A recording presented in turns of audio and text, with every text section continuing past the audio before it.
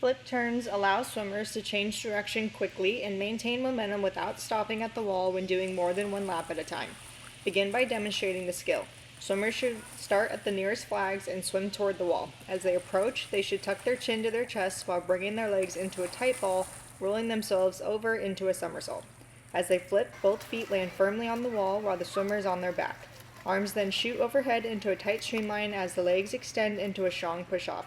The skill is finished by rolling smoothly onto the stomach after pushing off the wall. After demonstrating, provide hands-on instruction. As swimmers begin to flip, place one hand gently behind their head and the other on their shins to help them stay tucked and make it all the way around. Some swimmers may struggle to keep their chin tucked or their legs drawn in, which can cause them to open up mid-flip or get stuck upside down.